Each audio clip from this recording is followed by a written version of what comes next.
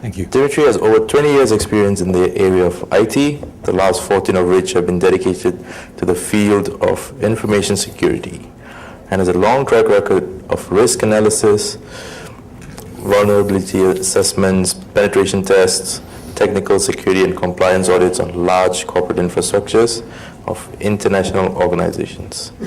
He currently serves as Managing Director of Encode Middle East in Dubai. He holds an MSc in Information Security from Royal Holloway and is a PCI DSS qualified security assessor. Thanks. Good afternoon, ladies and gentlemen.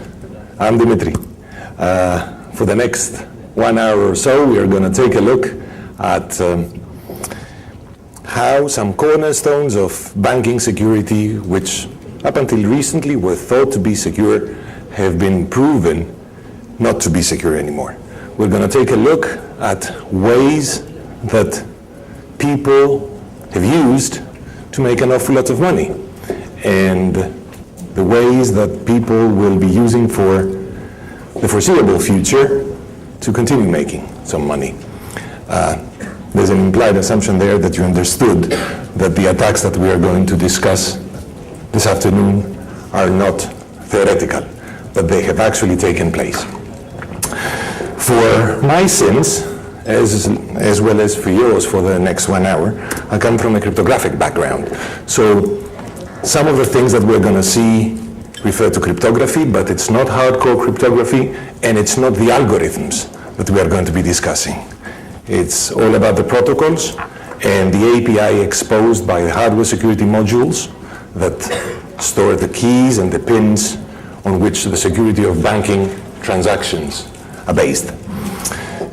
So for this afternoon's presentation, we are going to very briefly take a look at physical attacks on ATMs, but we are mostly going to concentrate on IT-related attacks for recovering pins, and also what may happen to a banking institution if their internal network is compromised. If I was giving this presentation a couple of years ago, I would have asked how many of you work for a bank, and the logical assumption would be that only those people who work for a bank would be able to perform such attacks. This is no longer true. We will see why. Very, very briefly, a survey amongst the members of the ATM Industry Association asking the question, what do you regard as the most significant technological weakness in the ATM industry? No surprises there. Nearly everybody said security.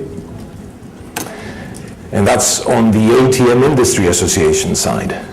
If you ask the clients themselves, what is it they're looking for when they're conducting electronic transactions over ATMs? First is personal safety and security, and not very far below, financial safety and security.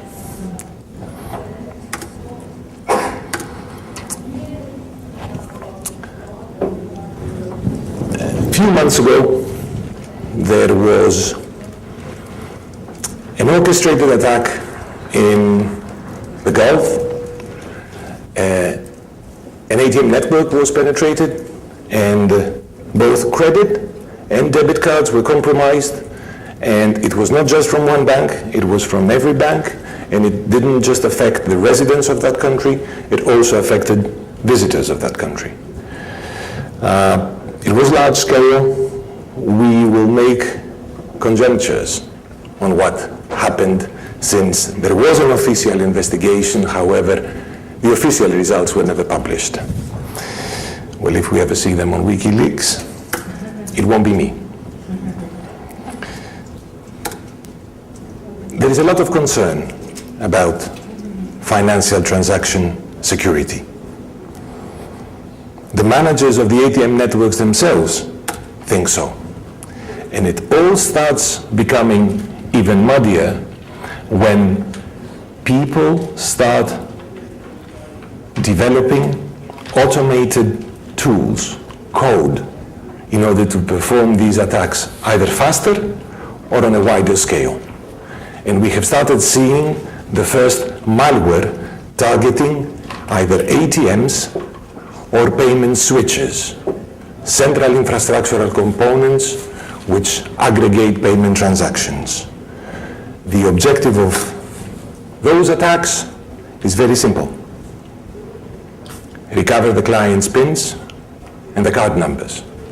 So the perpetrators can clone the cards and then they can withdraw money out of the victim's accounts. So very briefly, how does an ATM work? We all use ATMs. This is the classic idea of everybody. Everybody has about an ATM. It's a box, I go there, I put my card, I put my PIN, money comes out. So it is a place that contains money. So effectively there must be some physical attacks, and there are many, many different physical attacks. First of all, attacks targeting the client, card theft, with using card loops, also known as Lebanese loops, although the Lebanese didn't really have to do anything about it. I think it was the country where it was first detected. I don't think the Lebanese had anything to do with it. Skimming devices, we all read about it. Bogus ATMs, you go to a mall, there's an ATM there, you put your card in, you put your PIN, your card never comes out. Or even if it does, it has already captured the magnetic strip and also the PIN. PIN theft via various means, cash theft, distraction fraud, which according to a recent ATM Industry Association survey, it is a prevailing ATM attack here in Malaysia. So you go to the ATM, you try to take some money out, and most probably when the money come out, somebody bumps into you, he asks, he says, I'm sorry, but by the time, you turn and you look back at the ATM, the money is gone. Fund transfer fraud, and there are also some attacks targeting the bank with transaction reversals. The old ATMs had some sensors at the top and at the bottom of the money presenter, and you could safely take money from the middle, and after 20, 30 seconds, these sensors did not sense any movement on the cash, they would retract the funds, but you had managed to take some money from the middle. These are being slowly phased out, the old ATMs. There are new ATMs now which have individual retractor bins, so if the money goes back, rather than being taken into a central slot, they are individually stored and matched against the client who did the transaction. So if you take money from the middle, then the bank will know who you are. And of course, ATM burglary attacks, where you go with a JCB and you just whip it away. PIN attacks. Now, for the layman, we saw what an ATM looks like. When you take a look at the ATM itself, it contains some more components. Obviously, the front with the screen and the PIN pad and the card slot. There's also a small safe to keep the money. And then, of course, there is an operating system, the vendor application, and a tamper-resistant module, which performs all the cryptographic operations. How does an ATM network work in general? How are we able to travel to a different country and use our credit or debit card to take money out of our account back home? Well, we go to any ATM, an ATM that does not belong to our bank, be that in our country or in a different country. We go there and we put our card and we put our PIN. The PIN gets encrypted on the ATM, and it is sent to the central switch of that particular bank, which, not surprisingly, because it acquires the transaction, is called the acquiring bank. This particular machine here, the ATM processor, it is equipped with a hardware security module which decrypts our PIN and re-encrypts it with a key shared between that bank and a central switching network, either Visa, MasterCard, or a national one. The reason being, it's not feasible for all the banks to store everybody else's keys. the key management becomes very difficult. So you have a hub and spoke configuration where you have central locations which share keying information with everybody else. So if A wants to talk to B, they have to go through a central location. So your PIN will get decrypted here, re-encrypted in the with the key shared with the switching network. The switching network knows how to talk to your issuing bank, the bank that gave you the card. It will encrypt it with the key of this bank. It will send it to the bank. The bank will do the verification of your PIN, and then it will send back an OK or a deny, and accordingly, this will be routed all the way to ATM, and the ATM will either give you some money or you will get a rejection. The PINs themselves, they are encrypted using a trivial process. The PIN is formatted in an 8-byte block, and then either DES or triple DES is used to encrypt that. There is a number of internationally recognized formats for PIN encryption. They have to be internationally recognized, and there is a small number of them, so there can be interoperability of the different networks. The PIN block formats range from the simplest, which is the ISO 2 PIN block, which is number 2 for the version, number 4 for the number of PIN digits, then the 4 PIN digits, and then a filler of hexadecimal Fs. Getting slightly more complicated, ISO 1 with this format, the only difference being that rather than a constant value, the values there for the filler are random. To slightly more complicated, ISO 0, when you have the same like ISO 1, but then you exclusively OR this with a second constant which comes from your primary account number. This is the number of your card. To slightly more complicated, and that's the final format, which is ISO version 3. Again, your PIN, the PIN, some random values, and your personal account number, the PAN. Why does this have implications? We will see later on. The ISO 3 is considered the most secure because it binds the PIN with your personal account number, the card number. It diversifies the encrypted PIN blocks. So if two people with different account numbers, with different card numbers, share the same PIN, and it's not difficult to do, there are only 10,000 pins in a 4-digit PIN quantity, then the encrypted PIN block is going to be different. It's going to look different. If you and I share the same PIN, the encrypted PIN block is going to be different because your card number and my card number are different. We combine that with exclusive OR and then we encrypt. So what do we do in order to generate the PIN? We take the primary account number, we take one key which is stored inside the HSM, we call it the PIN master key, we encrypt this, we come up with a hexadecimal value, and because of course there are no hexadecimal digits on the ATM PIN pad, we do something called decimalization, where we convert every decimal character back into, every hexadecimal character back into decimal. So if the result of the encryption is 4FA2, we do a truncation, we just take the 4 first hexadecimal digits, we map those to decimal values. In order to do that, we use some decimalization tables, which all they do is they map hexadecimal digits back to decimal digits. And this is the decimalization table most used. Now, there is an observation to be made here. Some numbers have more than one hexadecimal digits. Some decimal digits have more than one hexadecimal digits mapped onto them. So for example, 0, decimal 0 maps hexadecimal 0, but also maps hexadecimal A. So they're more likely to occur in issued PINs. Is this an implication? We will see about this slightly later on.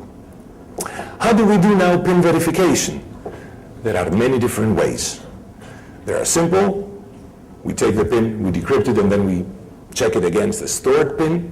Not very safe, because that means that we store somewhere the original PIN.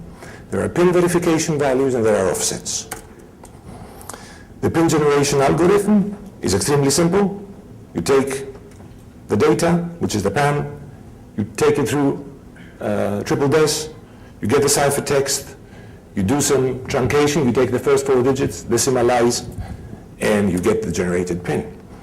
Now, for the PIN verification value, you take something called the transaction security parameter, which looks extremely like the encrypted PIN block that we said before, because you XOR this with the account number. Again, you triple des it, you truncate, you decimalize, and the result, you can store it safely, either on the strip of the card, or you can store it in a database for verification.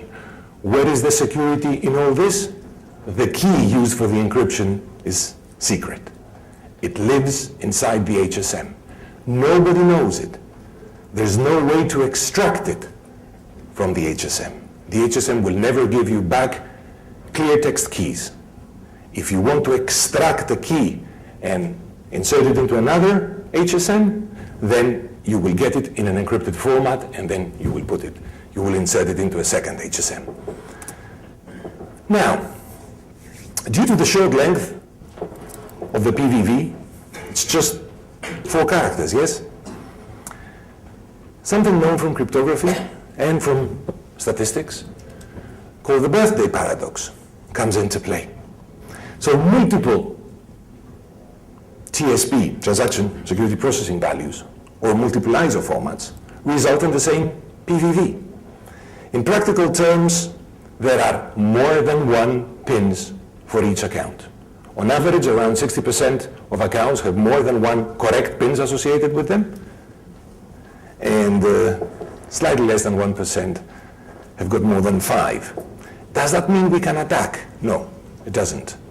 We don't know.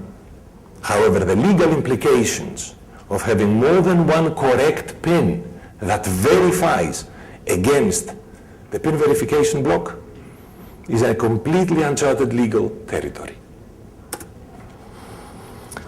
Offsets.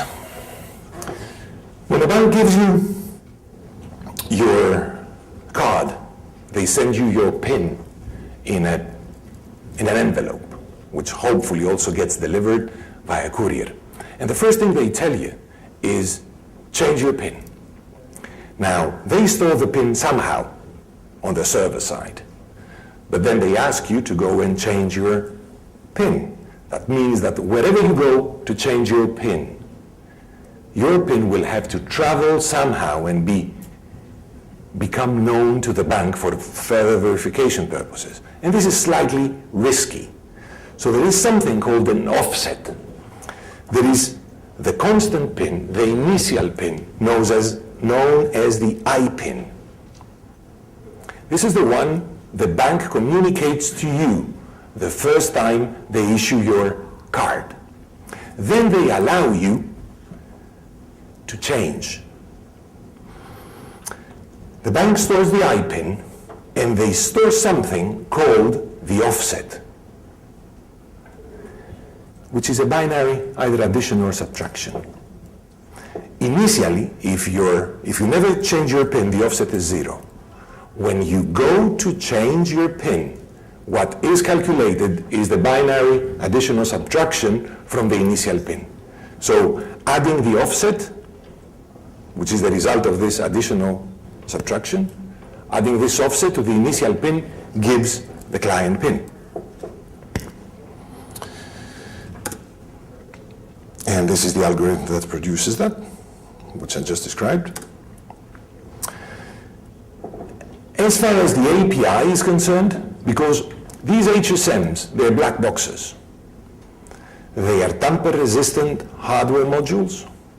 If you try to open it, it will destroy all keys. If you move it it will destroy all keys. I also come from a country which is prone to earthquakes. So the banks learned the hard way that either they have to put the HSMs on springs or they have to suspend them from the ceiling. Because when there is a violent vibration, the entire ATM network goes down because all the keys are destroyed because the hardware security module thinks it's under attack. However, it does need some way to communicate with the outside world. And that way is through a very well-known, documented, and widely available API. This is one of the functions, which is called the PIN verify function. It takes 4 inputs. It takes your card number, a decimalization table, the offset, and the encrypted PIN block that comes from the ATM. And it comes back with a binary result, true or false. This is more or less what it looks internally. You give it the PAN, it knows the PIN generation key here. So it will encrypt your card number with the PIN generation key. It will create the ciphertext. It will take the decimalization table. It will come up with the IPIN. Then it will also take the offset. It will do modulo 10 addition. It will calculate the PIN. It will know what your PIN is inside the HSM. It never goes out. And then, of course, the encrypted PIN block will come in. It will get decrypted, and these two will be compared. And either a yes or a no will come back as a result. Now, before we start taking a look at the PIN attacks, let's see some characteristics. Up until 2 years ago, or a year and a half, these used to be primarily internal attacks. Only people with physical access or programmatic access to the HSM were able to do that. That's no longer the case. Now we have seen PIN attacks as the results of compromise of internal infrastructure components within a bank, or of compromise of payment switches, generic electronic transaction processors which aggregate transactions and they distribute them to the right networks. They require HSM access. All of the PIN attacks require HSM access. There's no way you can do something without an HSM. The ultimate goal is the PIN discovery. They're not time-consuming. It doesn't take a long time. No special knowledge or other hardware requirements. They're vendor independent. The HSM APIs are standardized. The reason being, the ATM controlling application wants to talk to the HSM. Now, the vendors, they have an interest in standardizing the APIs. Why? Because if I standardize with my biggest competitor, I can go to his clients and say, swap out his box and use mine, it's better, without having to rewrite any code. HSM network security is again not a viable solution because the functions that are exposed and they are needed for the entire operation, for the entire network to work, are made available. So these are the functions that we're trying to compromise. And of course, inactivated pins can also be discovered. If a bank produces pins and cards in a batch mode and does personalization later, you can compromise the cards which have not yet been issued to clients. Personalization will be sent later on. So, we said that all the banks share some kind of crypto material. So they have some communication keys to talk to Visa, to MasterCard, to interbanking networks. Usually, the way these keys are exchanged is they're broken down in different parts, which are being shipped by different couriers to different people who will go at different times to the HSM, put them in, then the HSM will XOR them and create the communication key. And of course, the majority of you, knowing what exclusive OR is, if I have just one of the key parts, I have no clue whatsoever what the final key is. It's a one-time pad, provided, of course, it has been generated securely. So, how does it usually happen? We give the HSM one key part, encrypted under a master key, but this is irrelevant. We give it a second part, again encrypted under a master key, but this is irrelevant. And then what the HSM does is it XORs this, and it comes up with the final key. Now, what if an operator is able to perform these two transactions himself, but rather than giving two different key parts, he submits the same key part twice? Since the HSM is going to exclusively OR the two parts, when you exclusive OR a quantity with itself, what do you come up with? 0. Excellent. So what do we have now? We have a known key. We have a key whose value we know, and it's 0. Whatever that key may be, and whatever use we might have for it, we already know it. Can we extract the pins? Well, not from the HSM, but we can see them on the wire. We can see them encrypted in the logs. But we know what the key is now. We just take them on our own computer, open SSL, and just decrypt this using the null key. Yes? You agree? Feasible? Maybe. It is. It is. So, another attack. HSMs have got multiple keys for different reasons. They have local master keys under which they encrypt everything else. They have terminal master keys, which are the master keys deployed on the HSM, on the ATMs, which speak to the central location. Of course, they need to know the keys of the ATMs because they talk to the ATMs. They have pin derivation keys, they have terminal communication keys. The difference between a terminal master key and a terminal communication key is the following. Both of them are ATM keys. However, the ATM uses the communication key to encrypt the pins and the master key to exchange communication keys. There is a keying hierarchy here. Let's see what might happen. And this is as bad as it gets. I promise you, it's not going to get worse than that.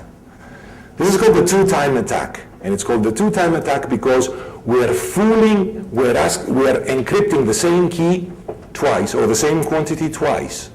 Only we are telling the HSM to use one type of key instead of another. So what is the primary, what is the pin? The pin is your card number encrypted under the pin derivation key. If we can take your card number and convince the HSM that this is a terminal communication key and encrypt it under, the terminal master key, then what we're going to get out is this particular value, which is of no particular use to us at this point because it's something we already know. The second step is to take this encrypted card number, which is now considered to be a terminal communication key, and we encrypt it under the master key of the terminal to send it to it. However, instead of supplying the master key of the terminal, we supply the pin derivation key. And what happens then? We ask for this transaction to take place. We're going to get back a value. The value we are going to get back, funnily enough, and you can take a look at your own time and confirm that it's true, is the pin itself. And that's as hard as it gets. It's not going to get any harder than this. It's all downhill from now, both in terms of easiness, also in terms of security. Meet in the middle. every HSM stores an awful lot of different keys. Imagine a bank's HSM, and that bank might have 100, 1,000 ATMs. There are 1,000 keys stored there. There might be other types of keys. Now, what can we do? We just take one test pattern, whatever it is, one quantity that we know. We encrypt it under all the different HSM keys, and we note the results. Does that help us find the key? No, not yet. But then we start brute forcing. We take a quantity that we suspect might be a key, and we encrypt that same known quantity. And then we make a lookup. Does that really speed up the process? It does, because the expensive transaction in terms of time is the encryption, not the comparison, especially if you hash the keys. So for each encryption, you don't have one true or false against one key. You have one true or false for each one of the stored keys. So you might speed the brute forcing attack by 100, by 1,000, by 10,000, depending on how many keys are stored inside the HSM. Decimalization attack. We said that the pins are converted from hexadecimal to decimal using a conversion decimalization table. Most of the HSMs, most of the standardized HSMs APIs allow the decimalization table to be an input to the pin verify transaction. Now, if we manage to alter this table, and it's very easy because we specify it, we give it as an input to the function, then an awful lot of information is leaked, and we will see how. The attack strategy is to repeatedly change one entry in the decimalization table and observe the results. And the results are, in phase one, we identify individual pin digits, and in phase two, we identify the position of those digits in the victim's pin. So this is the normal operation that we saw before. Let's see it with some numbers. So we start with a PAN, which is at the top, and the encryption key, and we get out a ciphertext, which is E481. Well, E stands for 4, 4 stands for 4, 8 stands for 8, and 1 stands for 1. So the digit after digit replacement, this is the output, 4481. We take also the offset, 2118. Well, if we do modulo 10 addition, this is the pin, and whatever comes in from the ATM, we decrypt it, we check whether they are the same, and we come up with a yes or no. Now, the encrypted pin block must be known to the attacker. How can it be known to the attacker? They can either sniff the network, or they can compromise switches, of which we're going to discuss more later. And for simplicity's sake, let's assume in the next examples that the offset is 0. The client has not yet changed his pin.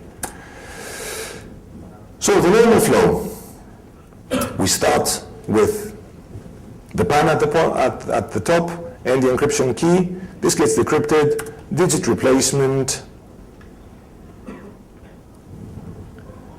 Now this time the pin is 4481 because the offset was 0. This gets encrypted, and we get a yes. Now, what do? We go here, and we submit a different decimalization table. A table that the hexadecimal digit of 0 gets suddenly replaced, rather than with 0, this time with 1. So,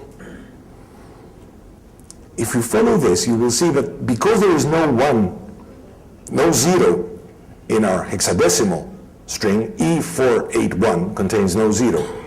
The result of the digit replacement is 4481, which is exactly the same. So it says, yes, it will go through. Conclusion, the PIN does not contain a 0. Now, what happens if we go and we change hexadecimal digit 1 to correspond to a 0? Now, this time, E481 gets replaced to 4480. Now, if we add all these zeros to this, we get 4480. The trial, this is the trial pin, 4481. They're not the same. So what do we get out as a result? The pin contains the digit 1. But now, we don't know where. We know it contains the digit 1, but we don't know in which position. So now we pass. Of course, we do this many times, up to 16 times, to find out the different digits, yes? But once we find out all 4 digits, we then go to find out which position they're in. And for that, we keep the decimalization table constant, and we start playing with the offset. So now, 4480, changing the offset with the first digit to be 1 rather than 0, will lead us to a 5480, which is not the same. So we know now that digit 1 is not in the first position because we altered the first position of the offset. Same attack, we move the, we change the digit, the second digit of the offset. Digit 1 is not in the, is not the pin's second digit. It's not the third digit, but hey, we got it at the 4th time, the 4th attempt. When we modify the last digit of the offset, what do we get? 4481. And now we know that 1 is the 4th digit of the pin. How long does it take? If we know the offset, anywhere between 1 to 20 seconds. Provided you know how to write a for loop. Otherwise, it might take slightly longer. With an unknown offset, if you're lucky 10, if you're not lucky, up to 1,000, 1,100 seconds, which is not a lot. That's the final attack. It's called the translation attack. And as we said, banks need to interchange information. And because they need to interchange information, they need to encrypt pins that they acquire to send to the issuing bank. So there are some nodes, some HSMs, sitting on the edge of keying zones that receive things encrypted with the bank's communication keys, and they translate them, they decrypt and then re-encrypt it under the key they share with another keying zone. However, because not everything in this world has been standardized, I was having problems with my power supply. I have a European connector. Apart from doing this translation by decrypting and re-encrypting, the other financial institution might be using a different ISO pin block format than the one the organization uses. So the translation function always gives you the capability of switching ISO format. So if my bank is using ISO 3 and the other bank uses ISO 0, the keying change, the translation function, will not only need to decrypt the pin and re-encrypt it with the other bank's key, it will only need to reformat the pin block. So how do we prepare for this attack? We just need to pre-compute a table of 10,000 encrypted pin blocks using ISO 0 format. The ISO 0 format, if you remember, uses a constant filler after the pin, which is all Fs, and the client's card number. When we do that pre-computation, we use a known card number. Let's assume it's all zeros. We create a table whereby the nth entry corresponds to the nth number between 0000 and 9999. So, for each and every encrypted PIN block that we might see, we might receive, what do? We take it, we convert it to ISO 1. If you remember, ISO 1 is a format which uses the PIN and then some, it does not use the account number, it just uses the PIN and the filler. So by converting the PIN block into ISO 0, we then break the relationship of the PIN with the card number. Because ISO 0 doesn't take into consideration the card, it's only the PIN and a filler. So we break that relationship. And then we re-encrypt under ISO 0. Now, if you ask an HSM to convert ISO 1 that has no card number information to ISO 0, which has card information, it will ask you for the card number. So we take something that has information of the original card, we break that relationship, we make the HSM forget about that card number, give us back an encrypted value of the PIN only, and then we turn this into an ISO 0 PIN block with a card number that we know. Which card number? The same one we used for the precomputation of the 10,000 entities. And then it's just a matter of a simple lookup. You just take a look at the table and you say, oh, which one is this? It's entry 9,187. Guess what? The PIN is 9,187.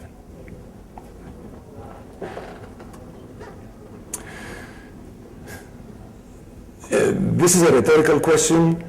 I would be thrilled if you had digested the entire presentation and you could answer this question, but maybe you have not. So that's for something, a question to take home if you ever take a look at this presentation again, and if you find the answer, great, answers on a postcard. What happens if we combine the translation attack with the XO to null attack, especially XO to null attack in a keying zone, in a place where we translate pins? Conventional IT attacks. We saw the pin attacks. Now let's see what can happen inside a bank's network. ATMs have moved from being special purpose black box machines to still special purpose Windows machines. This was brought on by the need for new services, for processing speed, for system integration, for reduction of cost and ownership, and it has led, of course, to the adoption of many mainstream technologies like TCP, IP, and Windows. Before it used to be X25. This has managed to change dramatically the threat model. Few things that can go wrong. You don't want to see this at your bank's ATM, would you? Would you want to see this on top of an ATM? I don't think so.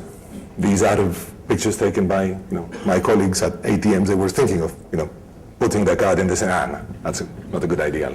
Go somewhere else. So traditionally, a TCP IP ATM network more or less looks like this. You've got here the central location, the bank's data center with the host, usually HP non-stops with some HSM attached to them. Then the various networks. Here you've got the branch, here you've got the ATM, which surprisingly enough connects back home through the branch router. So ATM traffic is actually goes through the branch router. It's not a dedicated device. So if somebody is IT savvy in the branch, he can collect encrypted PIN blocks. And of course there are some remote ATMs which either get connected through branches or directly they speak back to HQ. So what can go wrong? You've got an attacker, he's sending a nice email to some of the bank employees. Here's a nice game, check it out. Here's a nice article I wrote. They managed to compromise a workstation within the bank's secure perimeter. That's not rocket science. Undetectable backdoors and reverse channel technologies have been known for the last 9 or 10 years. Obtain full access on somebody internal, and then you obtain also network access. You try to expand that, you do your network discovery, information mapping, analyze information, then you target the ATM. And from the ATM, from that same computer, you start doing attacks on the ATM itself. Something that used to be the privilege, these attacks used to be the privilege of people who were sitting here, suddenly have gone out here. Especially when we talk about interbanking switches. These huge boxes which aggregate all the transactions and they distribute them around. Some of them are the responsibility of service providers, not the banks themselves. So, would you be surprised to know that the majority of those switches have admin and management interfaces on the internet? No. Other types of attacks which are no longer that effective, but we still see them taking place. Normally, when you go to an ATM and you type your PIN, there are two different ways of encrypting it. One is to use the native operating system capabilities or the ATM application capabilities to encrypt the PIN and send it on its merry way. Another way, much more secure and lately made compulsory, is to make the encryption on the PIN pad itself. The PIN entry device, the PIN pad, has to conform to special characteristics and do the encryption there. The reason being, if you're using the native operating system or the application, the ATM controlling application characteristics, then the PIN pad becomes yet another keyboard. There's nothing prohibiting somebody from deploying a keylogger to capture pins before they get encrypted. And it's not only pins, it's only card numbers. It's also card numbers. So, some final thoughts before we close this. The security of the online PIN transaction scheme, framework, and the protocols themselves, unfortunately, leaves a lot to be desired. We could go on ad infinitum to discuss whose fault this is, but it is a combination of factors that has led us to this particular situation. Backwards compatibility, lack of standardization, and many others. Also the fact that when these devices and these protocols were designed, they were supposed to be black holes, black boxes. Security through obscurity used to work fine in the 80s. Doesn't work anymore. And also security engineering and research about the formal verification of security protocols was really non-existent outside rocket science and embedded systems and air traffic control. These were, in the 80s and the early 90s, these were the areas that were using, Z or communicating serial protocols or ban logic to formally prove the claims of any protocol. However, nowadays, things have improved. But that means that we have to revisit all this. The attacks, four of them we described today against PINs, used to be the realm of academia. Some of them were observed and documented in papers by some very bright individuals. Some of them were found by specialized software, designed and developed in the last 4 to 5 years. However, these attacks are no longer in the realm of academia. They take place as we speak, and it's surprising to see that the reaction of the perpetrators being so fast. There are ATM API attacks announced in cryptographic conferences in March, and then you see some malware implementing this and being deployed on banks' infrastructures after 6 to 8 weeks. So obviously, we are going to be seeing a lot more of those attacks in the future. It's pointless to go and try to hack the ATM when you can get cards and pins by the bulk load.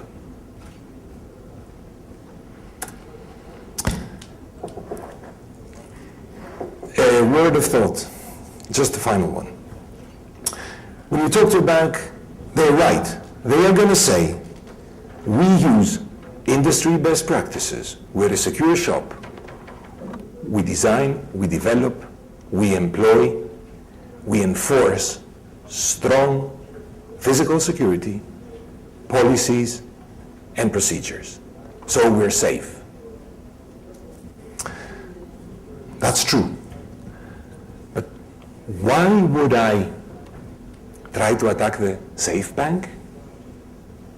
Why wouldn't I try to attack a bank that does not employ all these security procedures and all this strong physical security?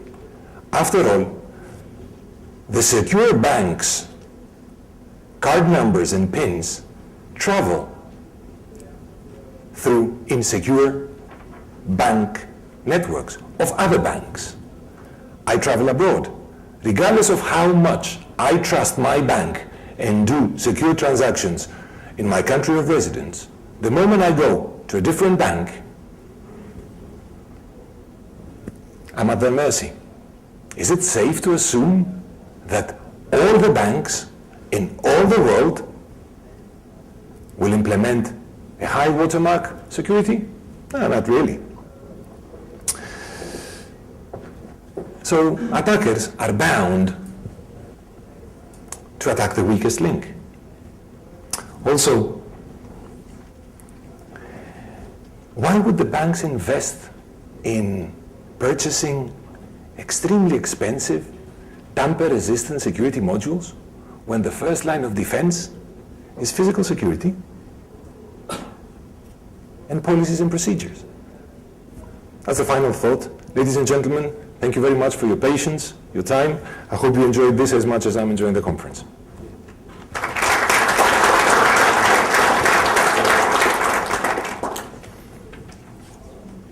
Do you have any questions? Please. Normally, the ATM and the bank network, usually they are separated, right? Normally.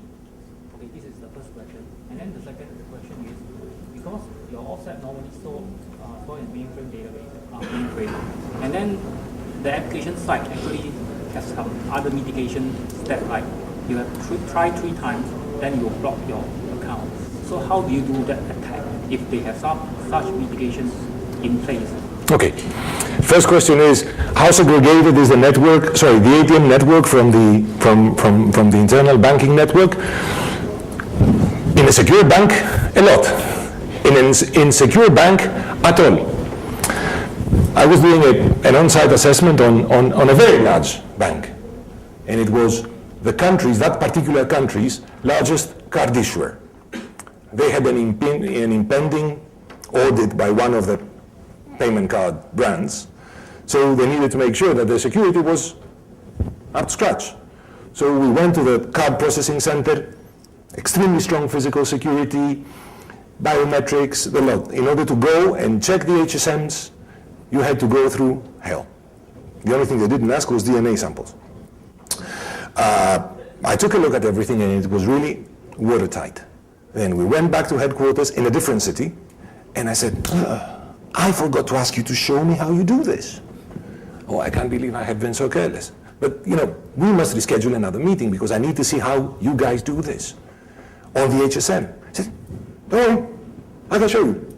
I said, we've got a test ATM here, HSM here. No, I'll show you. Telnet.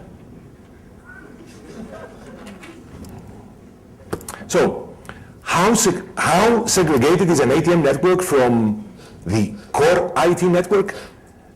As segregated as a bank wants it to be. Secondly, you're very right. The cards, the pins, you cannot do tries indefinitely. You cannot try 100,000 different pins. For starters, there are only 10,000. But all these attacks that we described, they're being performed on the HSM, not on the ATM. You have the encrypted pin block. The client has already put in his pin. What you're doing is you're manipulating the HSM to reveal somebody else's correct pin. You don't do trial and error. So the attacks will work fine because you have the HSM. You have you have programmatic logical access to it. Any other questions? Please. I want to ask about the HSM and the main OS. Is it HSM sort of module, like PCI module in the PC of ATM machine? Okay. They can be both. Normally, 90% of the banks, a few years ago, they used to use some RACAL HSMs. RACAL, R-A-C-A-L. RACAL has been bought by Thales. Now they're called the Thales boxes. It's the RG X000 series, so you have RG 7000, 8000, whatever. Now they are rebranded, they are rack mounted. They're not inside a host. There is either, there can be either network communication or direct attachment. Means one PC and one HSM? The HSM does not speak to a PC, it speaks to the host that runs the ATM controlling application, which normally, traditionally, for fault tolerance purposes, they used to be Tandem boxes, then Tandem was bought by Compaq, they changed the name, and then Compaq was bought by HP. Now they're called HP non-stops, but everybody calls them the Tandem, okay?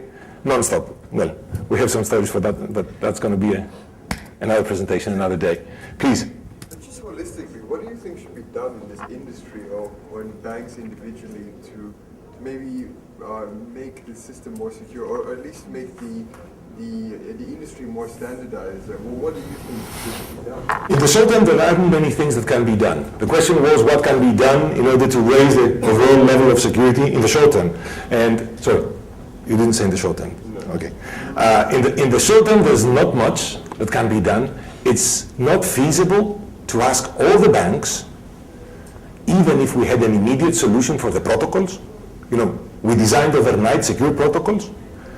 It's not feasible to go to every single bank, every single service provider, financial transaction processing system provider, and ask them to overhaul their infrastructure and change it. It's not going to work. In the long run, or in the medium term, this is what we should be doing. Redesigning the protocols from scratch. Making sure that authorization is right on the API. So the same transaction cannot be executed, the XOTUNAL attack, for example. Why would the same programmer submit two different key parts when the reason you have the key parts is for segregation? So this is the medium term. In the short term, there's no solution. There's no solution. So either the banks which are lagging behind in terms of security, they have to, run a tighter ship, or we're doomed. Well, we're doomed if we use their networks. So, no. I believe that in the short and somewhat medium term, we will see more and more and more malware coming out and targeting banks. And why not, few viruses also. What's the chance of, the major antivirus vendors detecting pin-stealing viruses if they don't exhibit any type of behavior on a normal user's PC, but they only do things like that on an HSM. So I don't think there is a short-term solution, I'm afraid. Any other questions? Thank you very much for your time.